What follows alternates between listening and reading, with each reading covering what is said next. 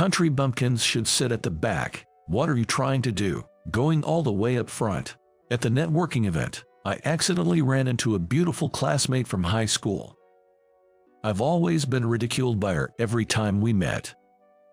However, I don't think being from the countryside is a bad thing.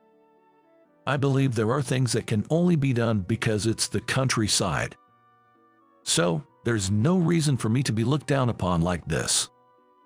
Cut it out already. It's you who should cut it out. There's no seat for a poor person here. It was then I was about to reveal a certain truth to her. Long time no see, Tom.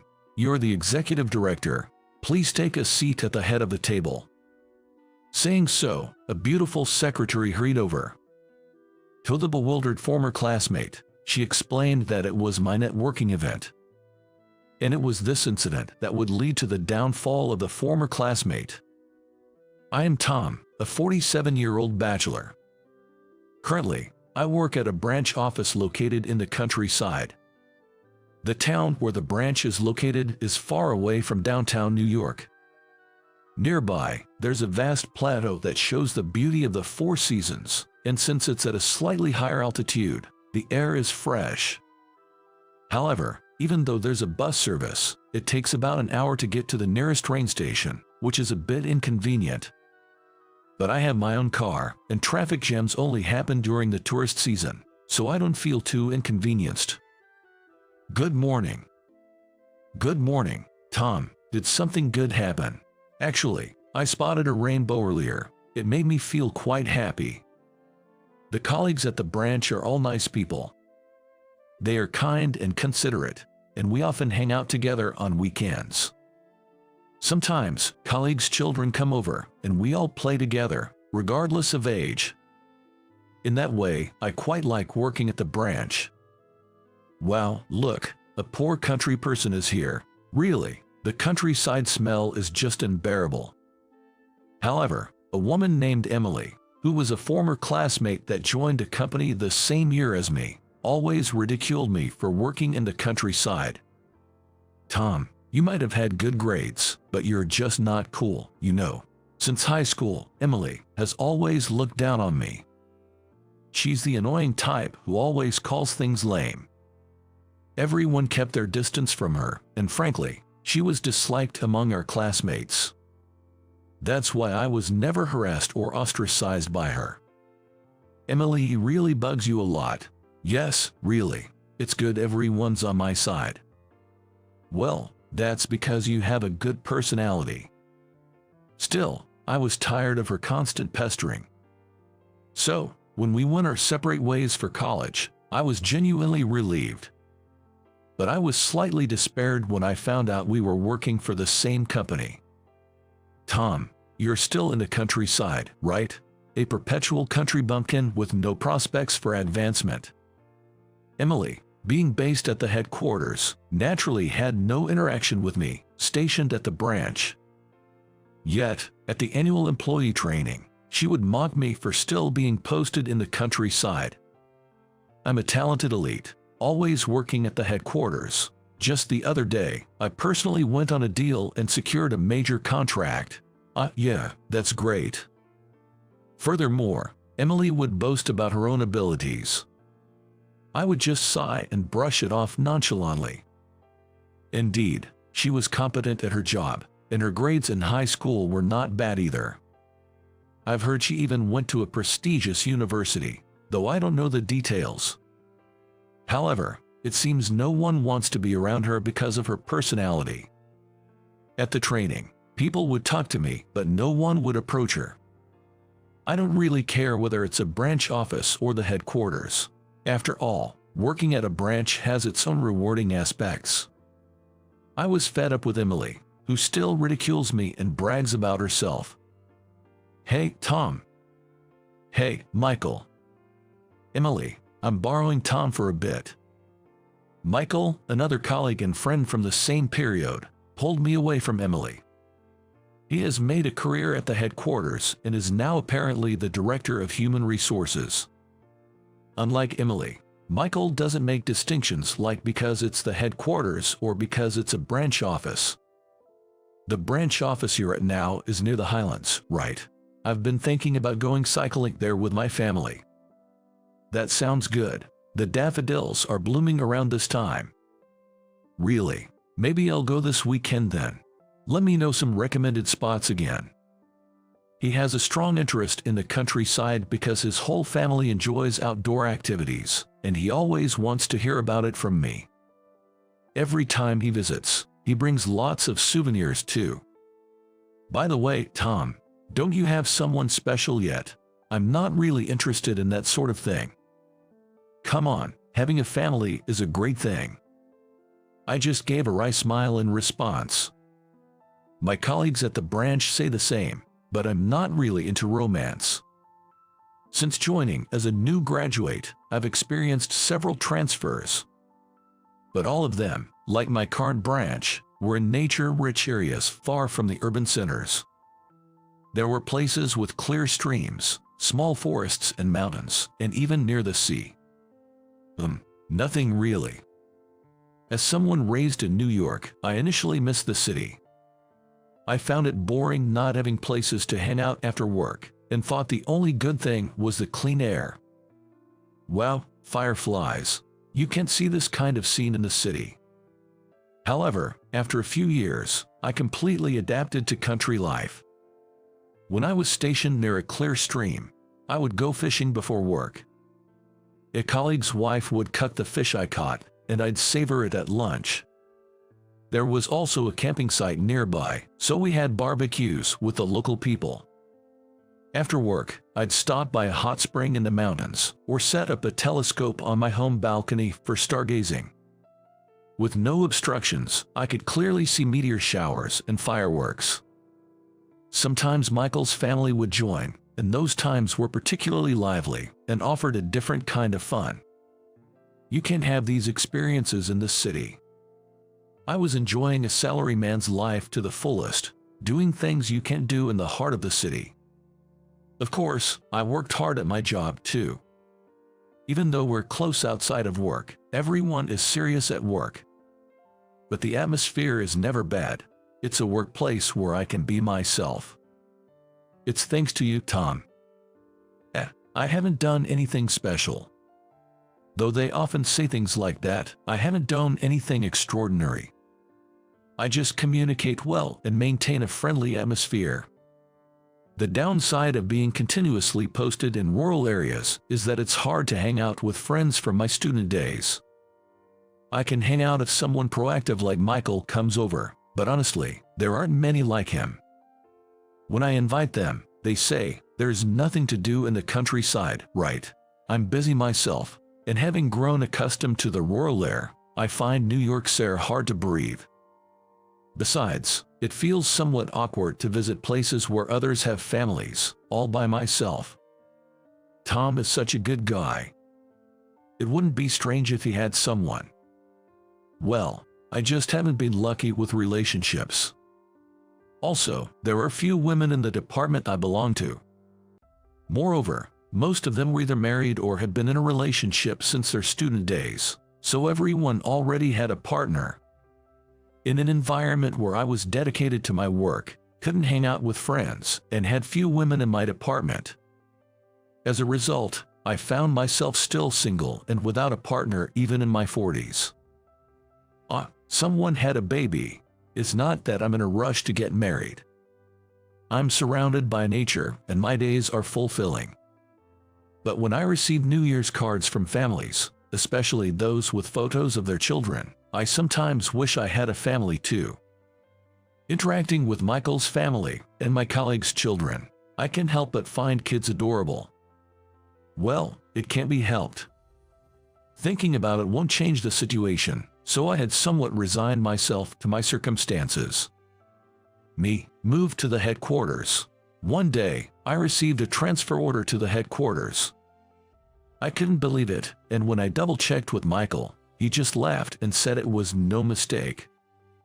Honestly, I thought I would end my work life rotating from countryside branches, so I was genuinely surprised.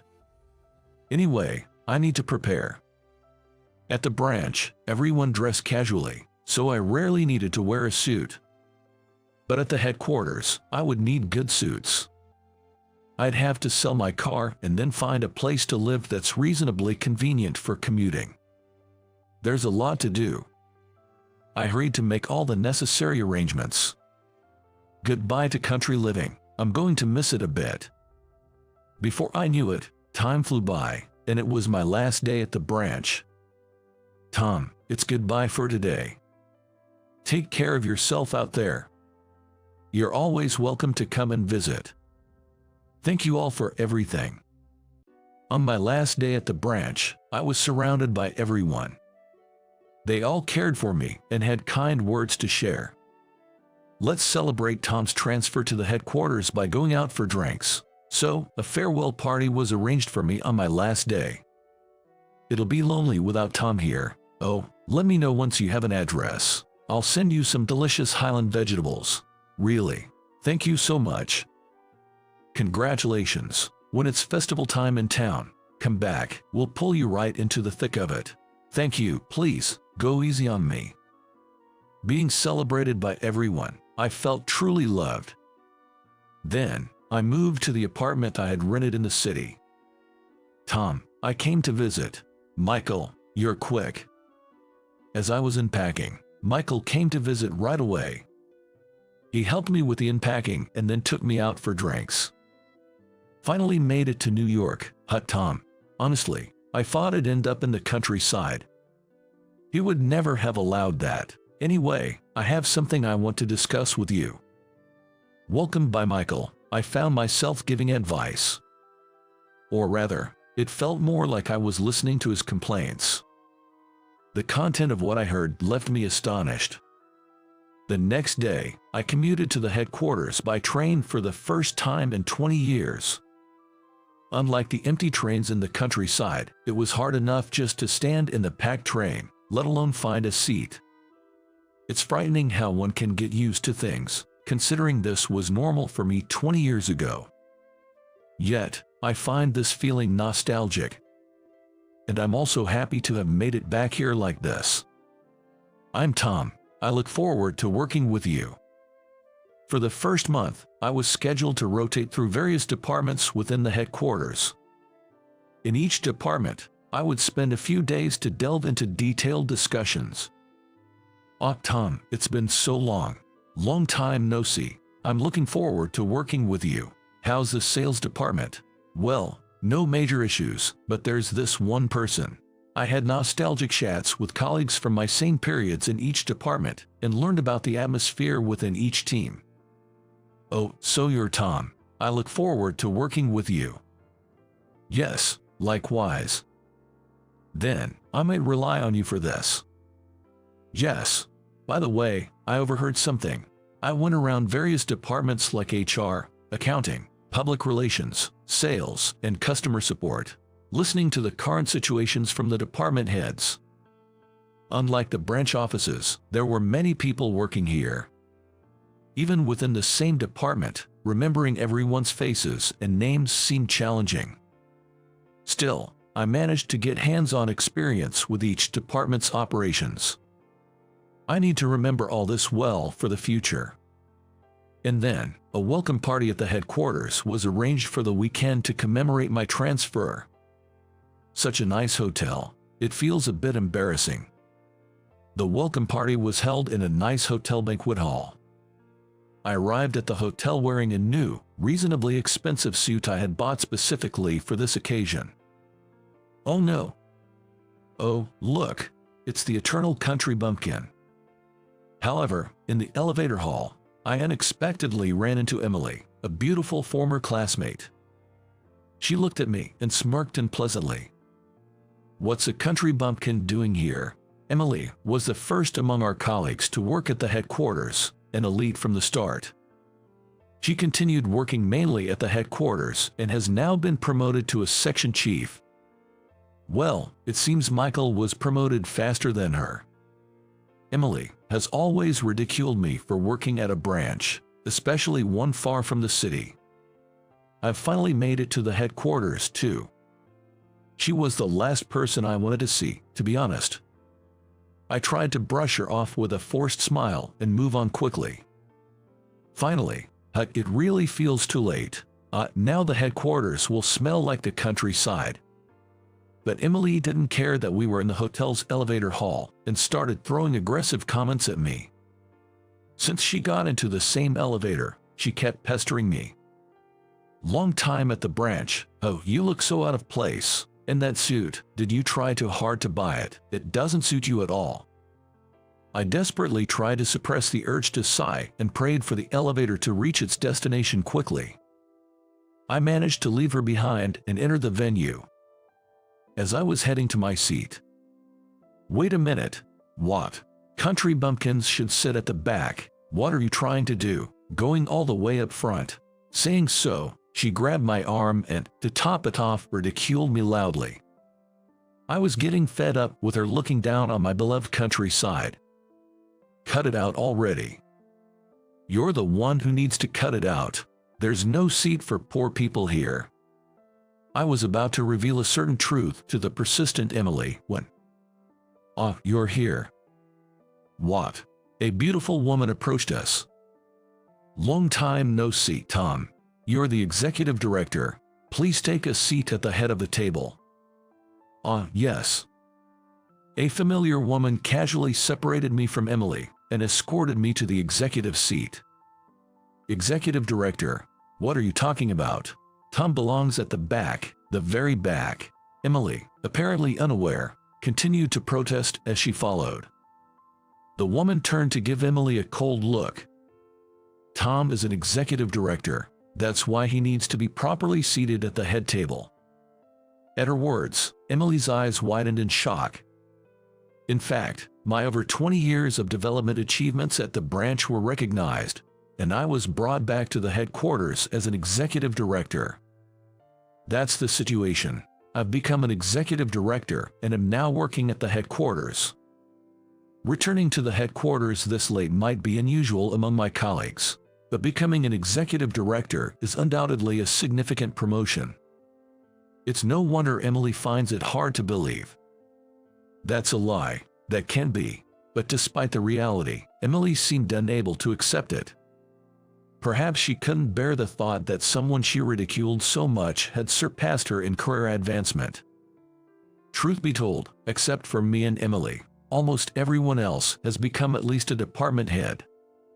Now, Emily would be the least advanced among us. Why you of all people? Then, Emily, in a fit of rage, took off her heel and tried to strike me with it. In an instant, the woman moved, and Emily's high heel dropped with a thud. What are you doing? With a graceful move, she kicked away Emily's high heel. Wow, awesome, so cool. That's our Sarah. Considering the unpleasant rumors I heard about Emily while visiting various departments, it seems she already had many adversaries. The crowd was energized by the scene. And then, looking at this impressive woman, I finally remembered who she was. Right, she's Sarah. Emily, that's going too far. Let go of me. Sarah rubbed her hands and twisted Emily's arms behind her back. Then, to no avail, Emily was handed over to a security guard. Ladies and gentlemen, thank you for waiting. We will now begin the welcome party. Just as Emily was escorted out, the welcome party was about to start. Sarah, serving as the host, led the party to a lively start. Nice to meet you all. I've been transferred here as the executive director. I look forward to working with everyone. During the party, I also gave a speech as the new executive director. Although I have been devoted to research until now, I want to contribute to the growth of our company alongside everyone here at the headquarters. I've worked at a branch for 20 years and am very satisfied with that experience, for which I am grateful to my colleagues there. So, regardless of whether it's a branch or the headquarters, I hope we can all cooperate. I gave the speech nervously. As everyone applauded, I felt a bit embarrassed. The rest of the evening was enjoyable, surrounded by colleagues. Meanwhile, Emily, who had been removed from the party, was later called by Michael after the event ended. As the executive director, I was also present at the meeting. You know why you've been called here? Yes. Emily was visibly disheartened. She kept glancing at Michael. He witnessed her actions at the party as the Director of Human Resources. You will be transferred to a branch starting next month. That can be. And so, Emily was ordered to transfer to the branch where I used to work. Although she might understand, unlike my transfer, which was due to recognition of my work, this was a demotion for her. I've always worked at the headquarters, and if it's just about the work, indeed, you might be excellent when it comes to work alone. However, that's only possible because of your subordinates' achievements. Michael revealed this, showing results from interviews with her subordinates. Emily was taking credit for her subordinates' work achievements and using them to advance her own career. Despite that, she constantly boasted about these achievements as her own, which led to her being disliked by others.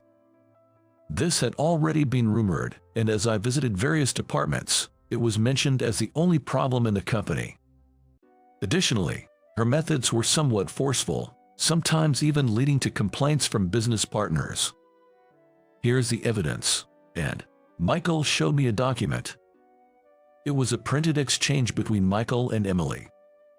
Emily was making advances towards Michael, who was married. I've told you many times, I have no intention of having that kind of relationship with you. Michael spoke coldly. Looking at it again, it was honestly distasteful. Michael had confided in me about this matter when he first came here. Emily's been hitting on me, asking me to have an affair with her. That's what I was told, and I listened to the story. Apparently, Emily and Michael attended the same university. Emily had been infatuated with Michael since then, but he was already engaged to his current wife at the time. Despite not giving up and joining the same company, they were in different departments, and Michael initially worked at a branch office. Since Michael and I started at the same branch, we became close. Emily was jealous that she couldn't get close to Michael. That's why she started pestering me. Later, when Michael moved to the headquarters, they reunited. But by then, Michael was already married with children, so he rejected all her advances. Yet, he would visit me. So, her harassment towards me was out of jealousy and spite. Your behavior is intolerable. However, I'm willing to overlook this incident if you go somewhere out of my sight. I've already spoken to Chris, the branch manager over there, and informed him everything about you. Please take care of everyone there. As we both told her this, Emily collapsed to her knees. She might as well enjoy the countryside life she despises so much. You seem to have made quite the impact already, Tom, just as I expected. I'm humbled, Mr. Johnson. The next day, I was summoned by President Johnson.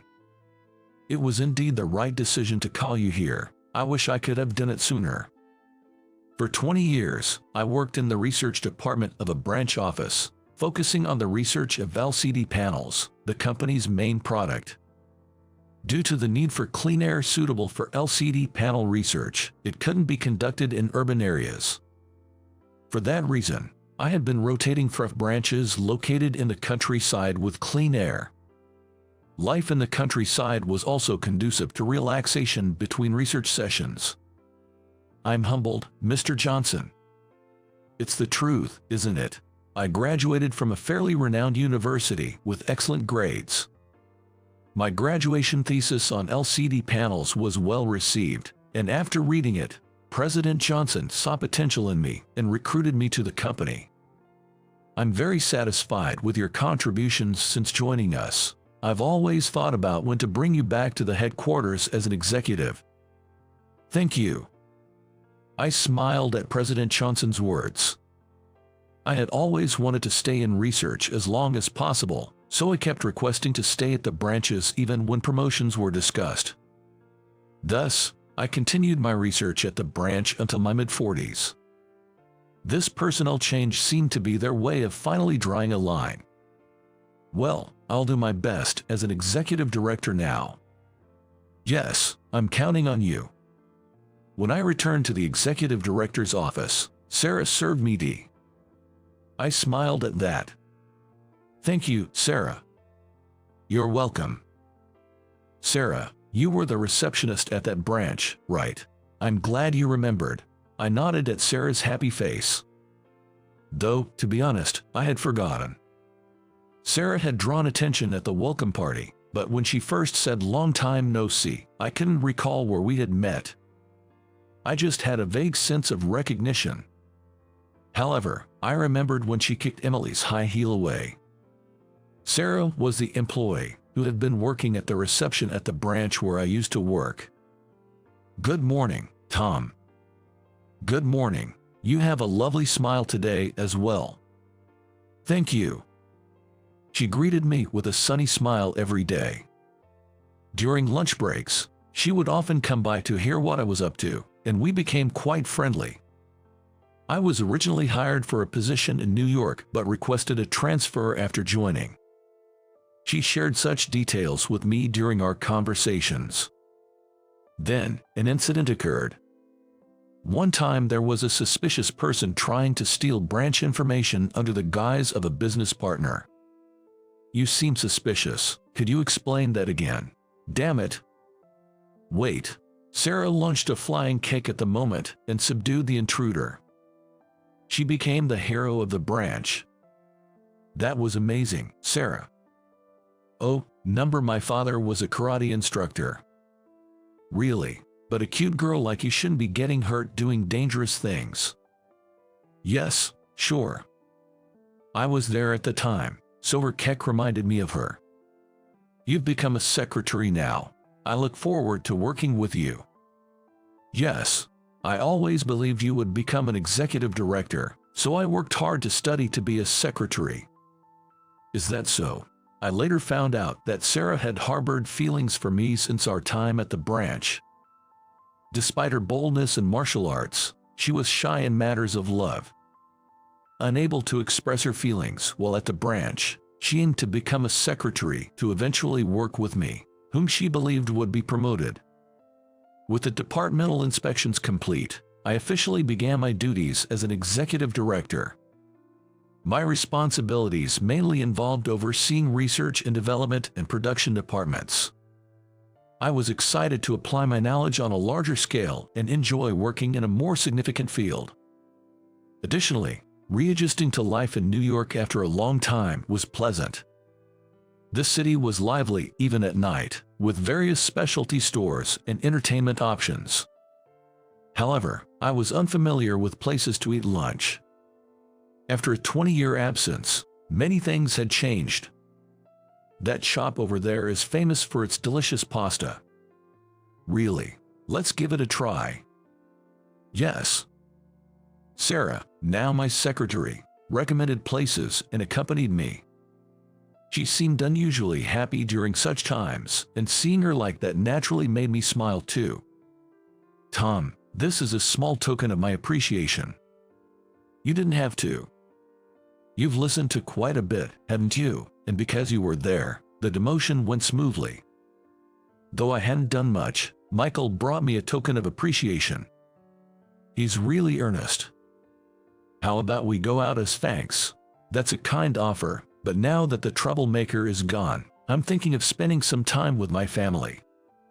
I see. Can be helped then. Yes. Instead, make sure to prioritize Sarah. I was puzzled when Michael mentioned Sarah and ended up tilting my head in confusion. Anyway, I'm thinking of inviting Sarah to one of the places Michael recommended. My kids think of you as a kind of uncle, you know. Really. They were really happy that spring has come. Is that so? I didn't quite understand, but it sounded like a good thing. After a while, I got a call from Chris from the branch I used to work at. Apparently, unlike me, Emily wasn't fitting in well. Her assertive attitude during sales visits was met with even stronger responses, leaving her dejected. But finding a new job at this age would be difficult. So she's working without changing jobs, almost in tears every day. When we told everyone about your achievements, they felt remorseful for disrespecting you, Chris informed me lastly. It's good she's reflecting. I hope she can correct her course and lead a decent life. There's still some prejudice against royal branches, unfortunately. But every department in a company plays a crucial role. So, where you work doesn't determine your worth. It's a shame Emily, who was originally capable of work, forgot that by clinging to her headquarters position. Now, as an executive, I'm determined to ensure no such hierarchical view forms within the company. Recently, Sarah invited me. Would you like to join me for a dinner inspection at an important client's place tonight? I'm not yet used to such occasions and thought of leaving it to her. But I always rely on her, and the place was recommended by Michael. Maybe I should go. Dad, are you okay? Do you have a fever? No, I'm fine. Sarah blushed for some reason at my response. I wonder what that was about. I pondered absent-mindedly. After some more time passed and I became accustomed to my work as executive director, I found myself a bit more laid back. A festival was scheduled to take place in the town of the branch office where I had previously worked. I invited Sarah to the festival and took the opportunity to visit the branch. Long time no see. Is that girl your girlfriend? My former colleagues were all well, and Emily was shrinking in a corner. In the midst of this, everyone teased me about bringing a girlfriend. No, she's my secretary.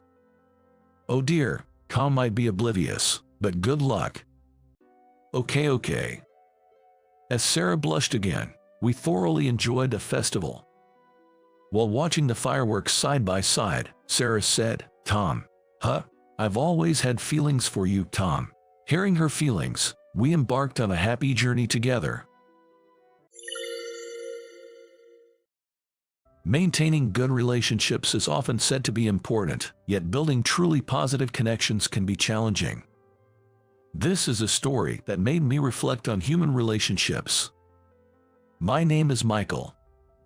I used to work as an office worker at a major corporation. I've always been told I'm earnest. Indeed, whether it was studying or sports, I was the type who took everything seriously. This didn't change even after I became a working adult. As a result of my diligence since joining the company, my superiors appreciated my work. Perhaps because of this, I found myself among the fastest to advance in my cohort, even being referred to as a potential future president of the company. However, there were other employees who were also my rivals, so I couldn't afford to be complacent. I continued my work with humility and diligence. Then one day, I was suddenly called by President Johnson. I had no idea what it was about. Why was I called? Did I do something wrong? I thought. Worried, I headed to the president's office. Upon entering, President Johnson greeted me with a friendly smile. It seemed I wasn't going to be reprimanded. What can I do for you today? When I asked, he took out a photo. It was of a beautiful woman. This is my daughter, Emily. She's of marriageable age, and we've been considering her prospects. We're thinking of you, Michael, as a potential partner for her. Me. Yes, you're earnest and trustworthy.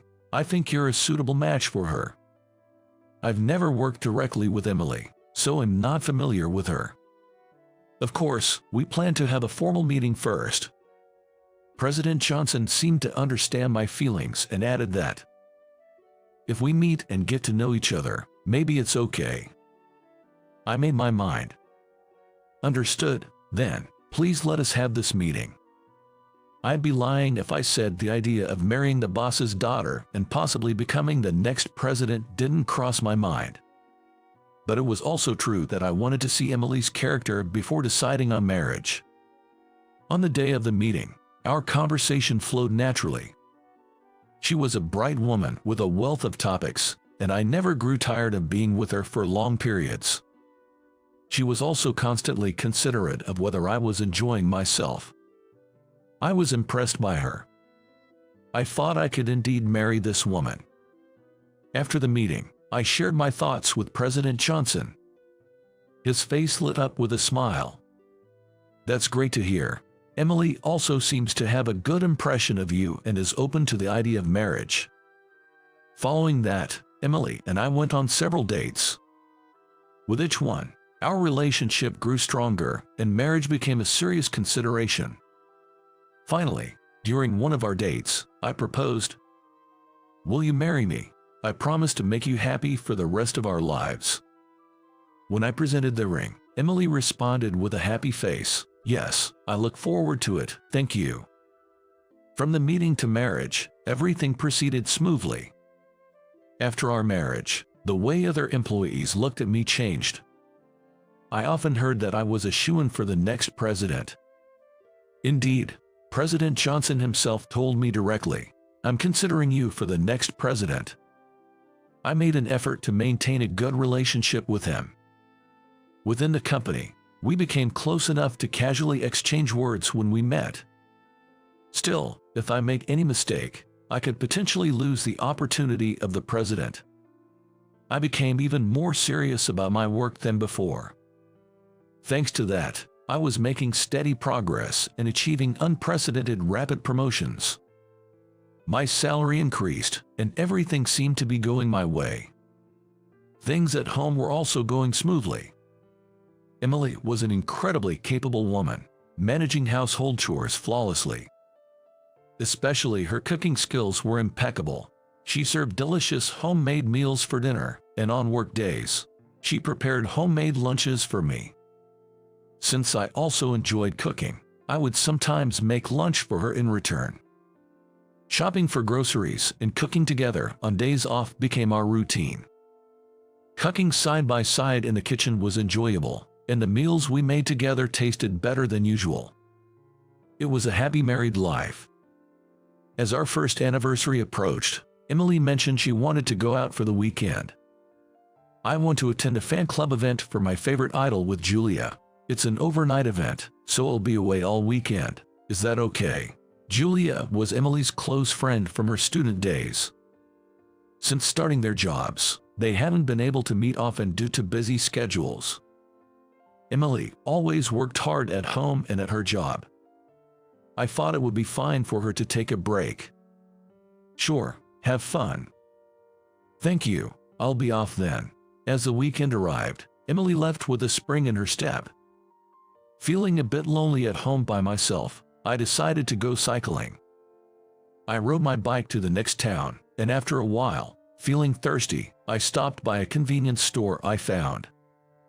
As I was waiting in line at the register with a sports drink, a woman approached me. "Aren't you Michael?" It was Julia. "Julia, aren't you supposed to be with Emily at the Idol fan club event today?" She was just as surprised. "We didn't make any such plans, and there's no fan club event. There must be some mistake." Then where could Emily be, and what could she be doing? I became restless. Waiting anxiously for Emily's return, she finally came back late at night. "Sorry, I got carried away talking with Julia." Emily told a blatant lie. "That's a lie. You couldn't have been with Julia. I ran into her at a convenience store in the next town, and there was no fan club event, right?" Confronted, her face turned pale. "Where were you really? Tell me the truth." Emily made various excuses, like she was at another friend's house or went back to her parents' house, but when I said I would call them to check, she quickly admitted those were lies. She must have had a serious reason to lie and hide things to this extent. The word affair crossed my mind. What were you really doing? You weren't having an affair, were you? After persistent questioning, Emily finally seemed to resign herself and sighed. "Yes, that's right. I went on a trip with Scott." "That's unbelievable." I was shocked. Scott was a male colleague at the same company, one of my rivals for the president's position. He had always performed well, but recently, he had been rapidly achieving success by acquiring new clients. I, being in the marketing department, didn't have a close relationship with Scott since we were from different departments, but I always kept him in mind as a rival. It's unbelievable that such a seemingly serious person would have an affair with a married woman. Let's discuss what to do from here on out. I suggested, but Emily coldly brushed me off, saying, "It's too late now, let's talk tomorrow," with Father and Scott involved, and quickly retreated to the bedroom.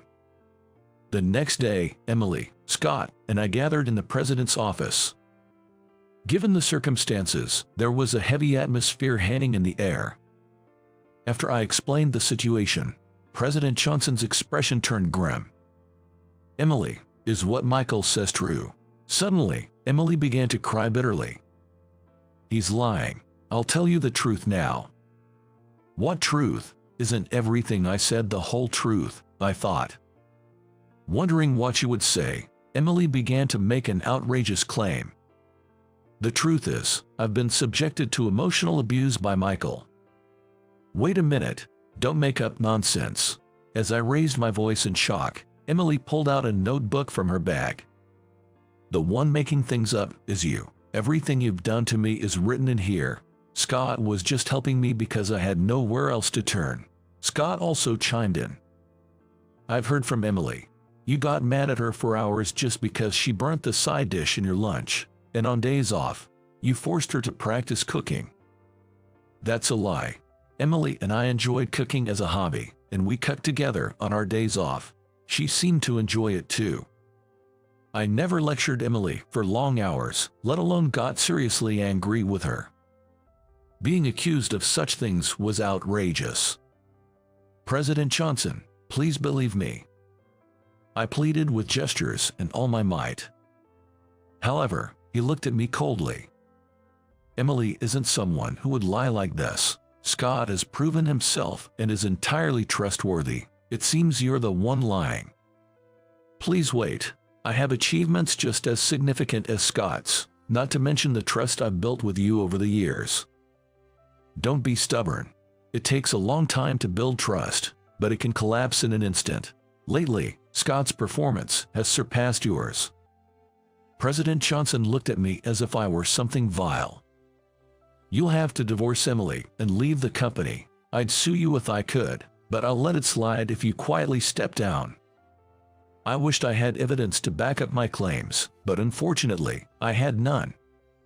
In the end, without anyone believing me, I had no choice but to accept my fate without protest. Having been betrayed by those I trusted, my spirit was broken, and I lost the will to fight. Having lost everything, I decided to return to my parents' house.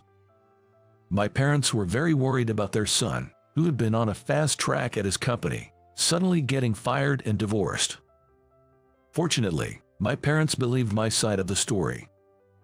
"Just take it easy for a while, then you can start looking for a job," my mother said, but even after a month, I had no motivation to job hunt. I was tormented by thoughts of what all my hard work for the company had been for.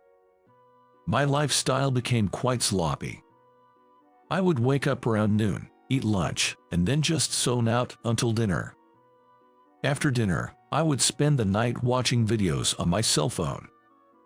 This cycle repeated over and over. Deep down, I knew this wasn't right, but I just couldn't muster the energy to start job hunting. Losing my position at the company seemed to have drained me of my will to live. 2 months after being fired and living aimlessly, a turning point arrived. I received an invitation to a class reunion. I was reluctant to expose my current downtrodden state to my classmates, but I figured I didn't have to mention it. With nothing else to do, I thought it might be a good change of pace and decided to attend. On the day of the reunion, I put on a suit for the first time in a long while and headed out. Arriving at the venue, I was greeted by many familiar faces. As soon as they noticed me, former classmates started to approach me for a chat. "Michael, long time no see. How have you been?" "Doing good. You seem well too." As we were reminiscing, a woman joined a conversation. "It's been a while to see everyone." Seeing her face, I was taken aback. It was Amy, my childhood friend, and also my first love. I never mustered the courage to go beyond friendship, but I never forgot the times I spent with her. Her family owned a small restaurant, and she loved cooking, which is how we got along so well. I heard she had taken over the restaurant now. Amy, it's been a while. How's the family restaurant doing? When I asked, her expression clouded over. I'm still running it, but sales have been declining, and recently, a skilled chef decided to leave. If things continue like this, we might have to close down. She seemed certainly troubled. Then, one of the classmates mentioned Michael used to be good at cooking, right? Others recalled, that's right. During home economics cooking classes, it was really helpful to have Michael around. Hearing this, Amy's face brightened. Michael, I know it's a lot to ask, but would you work as a chef in our restaurant, please? Seeing Amy repeatedly asking me, I made up my mind. She was in a pinch, and I was looking for a job, so there was no reason to refuse. All right, I'll do it. I was actually looking for a job anyway. Thank you. Amy beamed with happiness. And that's how I started working at her restaurant. I finally managed to pull myself out of the rut of aimlessness. Becoming a chef was challenging at first. Cooking for paying customers is different from cooking as a hobby. The taste, of course, had to be top-notch, but the presentation also had to be appealing. I practiced repeatedly, and when Amy finally gave me the green light that my dishes were good enough to serve at the restaurant, I was thrilled. However, delicious food alone doesn't guarantee a thriving restaurant. Proper promotion to the public is essential. And that was something Amy's restaurant lacked. Using my previous marketing experience, I began attracting new customers. Utilizing social media for promotion turned out to be successful. The restaurant, previously popular with an older clientele, started attracting younger customers, including some from outside the region. Sales tripled, and the restaurant's financial situation improved significantly. It's a relief we didn't have to close the restaurant that's been passed down through generations. Your help was invaluable, Michael. Thank you. Amy thanked me with genuine happiness, but I was the one who felt grateful. After leaving my previous job, I had lost all direction, but thanks to you, I found a new purpose in supporting this restaurant. Thank you. We continued running the restaurant together. However, a year after I started working at the small restaurant, unexpected visitors arrived. It was President Johnson and Emily from my former company. We went to your parents' house, and they told us we could find you here. We need to talk. Both looked quite serious. I had nothing I wanted to discuss with them, but since it was before opening hours, I decided to hear them out. What is it? Our company is facing bankruptcy due to accumulating debts. Remember Scott? He was so focused on immediate sales results that he made false promises to clients. As a result, most of our clients have lost trust in us and terminated their contracts. Emily also spoke about Scott's wrongdoings. After we broke up, I married Scott, but living with him turned out to be a nightmare. He would constantly belittle me, and when he drank, he'd become violent towards me. While it was indeed a tragic story, it was no longer related to me since I had been ousted. I couldn't find it in myself to sympathize. I understand things are tough for you, but what do you expect me to do? I don't think there's a place for a man accused of domestic abuse. Despite my sarcastic remark, both of them offered ingratiating smiles. We had considered Scott for the position of the next president, but there's been concern about putting someone like him in charge. Instead, many are advocating for you, who has always been diligent. We want you to come back. Your innocence has already been proven. Scott confessed everything. It's too late for your proof now. I responded with anger, and President Johnson and Emily deeply apologized. We truly regret what happened. The salary at our company would be much higher than this small restaurant. Please, come back to us. I was out of my mind to do what I did. I'm sorry. Surely being a president is better than working here, right? I couldn't accept their apologies. This small restaurant was something Amy cherished and inherited. Calling it petty or this place was unforgivable. Their true characters were clear to me now. I find fulfillment working here. I have no interest in the position of president or in neither of you, so please leave." Even as I firmly declined, they persisted for a while, mentioning better pay and a prestigious position, but eventually gave up when they saw my resolve. As they left, they even insulted me, saying they had misjudged me and didn't realize how small-minded I was. They were never sincere in their apologies. It was all just an act to persuade me. It was indeed the right decision not to go back to such people. After they left, Amy came over, looking relieved. "Sorry, I couldn't help but overhear. I'm so glad you're staying with the restaurant. I enjoy running this place with you. No job offer could make me leave." I smiled warmly. She also said, "Thank you so much," and returned my smile with one of her own. Later on, President Johnson's company couldn't regain the trust of their clients and went bankrupt. Rumors were that President Johnson and Emily had fled in the night and were now living quietly in a rundown apartment. Scott, having lost his job and separated from Emily, he was not only struggling to find new employment but was also burdened by gambling debts. His downfall was the result of his dirty tactics to ascend to the presidency. Meanwhile, Amy and I continued to successfully run the small restaurant. We get married last year. This time, it was a union of pure love, devoid of any ulterior motives. We were blessed with a child, expecting a boy soon. There were moments of uncertainty, but I'm glad everything worked out in the end. Life will surely bring more challenges, but I want to cherish my relationship with Amy, who stood by me, and our son.